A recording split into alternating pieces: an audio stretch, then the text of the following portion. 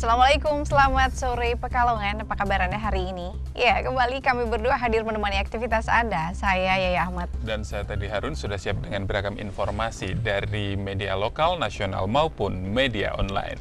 Ya, berbagai macam berita sudah kita siap hadirkan di hadapan Anda. Salah satunya mengenai pesawat nanti internasional ya. Tapi sebelumnya ini mengenai kampanye dulu. Kampanye, dan untuk hari ini sendiri SBY kampanye di Kota Tulungagung. Iya, sementara terkait dengan kampanye sampai memasuki hari ketiga. Ya, memasuki hari ketiga ini dugaan pelanggaran kampanye sudah mulai diendus oleh Panwaslu, seperti itu. Hukumannya nanti ada sendiri, kita bakal beberkan ya. Ya, terus informasi dari internasional, salah satunya mengenai 10 hari menjelang pencarian dan hilangnya pesawat Malaysia Airlines. Iya. 370 MH370. Ini banyak yang menyampaikan informasi yang simpang siur. Betul sekali, dan ini membuat keluarga para penumpang yang sampai sekarang memang belum ditemukan itu merasa semakin gelisah seperti itu ya. Dan kabar mengenai pertemuan antara Barack Obama dengan Presiden Palestina Mahmud Abbas juga akan kita hadirkan sebagai salah satu berita internasional.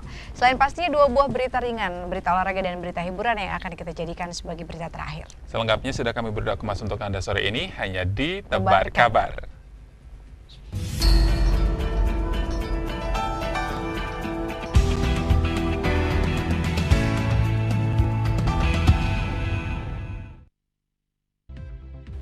Ya, sejak pelaksanaan kampanye terbuka oleh 12 partai politik peserta pemilu per minggu kemarin, ya, ini memang di Kota Pekalongan dan kota-kota lain banyak sekali yang melakukan aksi ataupun pawai ya, seperti tadi yang dilakukan oleh pengusung bendera PKB di Kabupaten Pekalongan juga melakukan pawai ta'aruf. Iya, di Kota Pekalongan juga seperti itu ya. Dan kita berharap memang sih selama masa kampanye atau rapat terbuka istilahnya seperti itu semuanya bisa berjalan dengan kondusif, tidak ada yang namanya seperti beberapa tahun yang lalu ya, kisruh dan situasi yang cukup chaos juga. Saya mau ngomong jadi ribet ini. Gara-gara kampanye ya. Benar Baik, sekali. dan ngomongin soal kampanye, hari ini SBY yang merupakan Ketua Umum DPP Partai Demokrat juga melakukan kampanye terbuka di Kota Tulungagung.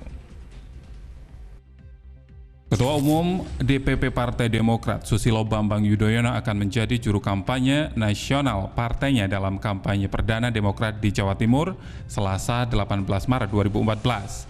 Kampanye akan digelar di Stadion Rejo Agung, Tulungagung, Jawa Timur. Dalam kampanye ini, SBY yang juga menjabat sebagai Presiden Republik Indonesia akan didampingi Gubernur Jawa Timur, Soekarwo sebagai Ketua Badan Pemenang Pemilu atau Bapilu Partai Demokrat Wilayah Pulau Jawa, serta sejumlah Jurkamnas bintang lainnya. Wakil Sekretaris DPD Partai Demokrat Jawa Timur, Giri Sacoko, mengatakan kampanye perdana Demokrat itu di Tulungagung berlangsung mulai pukul 13.30 sampai selesai. Menurut Giri, ada maksud dibalik dipilihnya Tulungagung sebagai lokasi kampanye perdana Demokrat di Jawa Timur. Dengan menggelar kampanye di salah satu wilayah Mataram tersebut, Partai Pemenang Pemilu 2009 ini berharap akan mendapatkan pertolongan dari Tuhan dalam pemilu 2014. Tulungagung berarti oleh pitulung dari Yang Maha Agung. Ini penting bagi Demokrat untuk mengembalikan kejayaan yang diraih dalam pemilu sebelumnya. Selain di Tulungagung, SBY juga akan kembali mengisi kampanye di Jawa Timur, tepatnya di Malang pada 22 Maret dan di Sidoarjo pada 5 April mendatang.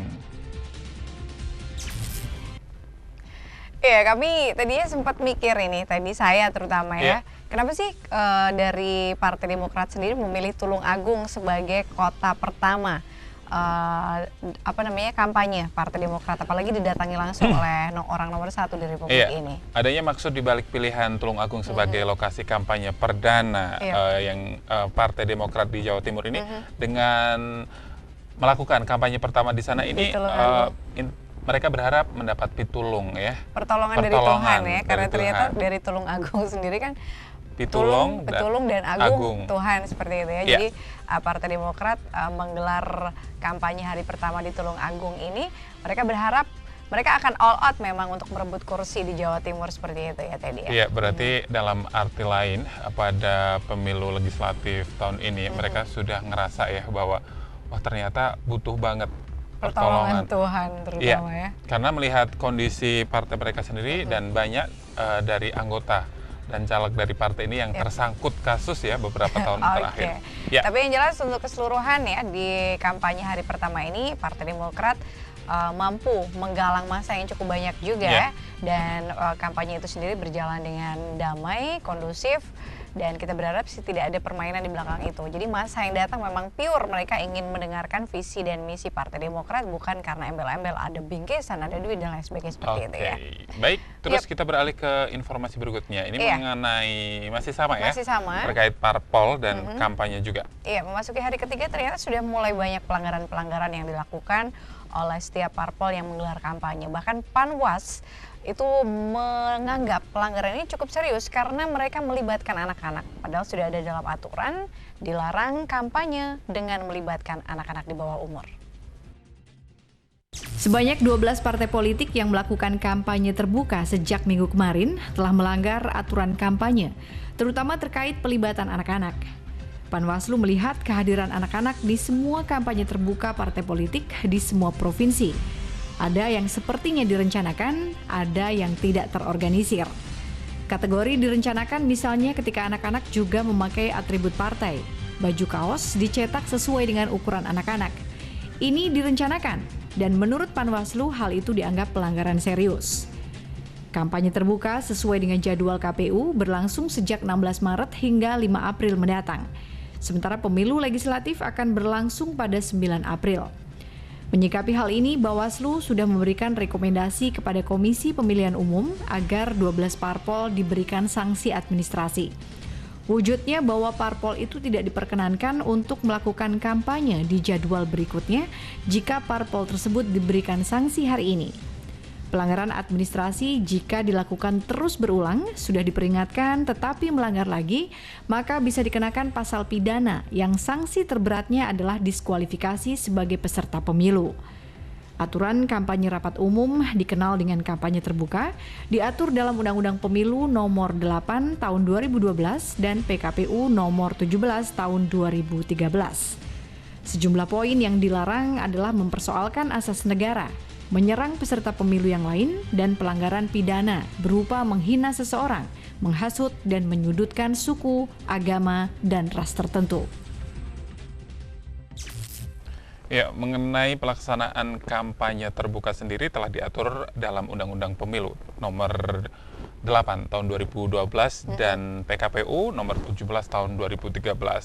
Namun pelanggaran-pelanggaran yang dilakukan oleh partai ataupun caleg peserta pemilu ini memang dengan melibatkan anak-anak ini memang sangat riskan dan ini sudah menjadi tradisi dari dulu sampai sekarang. Iya benar, jadi dari Panwas sendiri menganggap dengan keterlibatan anak-anak itu disinyalir ada yang memang yang sengaja direncanakan atau memang tidak terorganisir. Ya, jadi ketika direncanakan adalah ketika melihat mereka memakai atribut partai ataupun caleg ya, anak-anak ini dikenakan kaos tapi ataupun seukuran mereka seperti itu berarti kan itu sudah direncana jauh-jauh hari, sudah dirancang seperti itu. Sebenarnya kalau melihat mungkin anak-anak kecil yang pakai atribut partai atau caleg tapi yang besar itu mungkin berarti tidak terorganisir secara baik.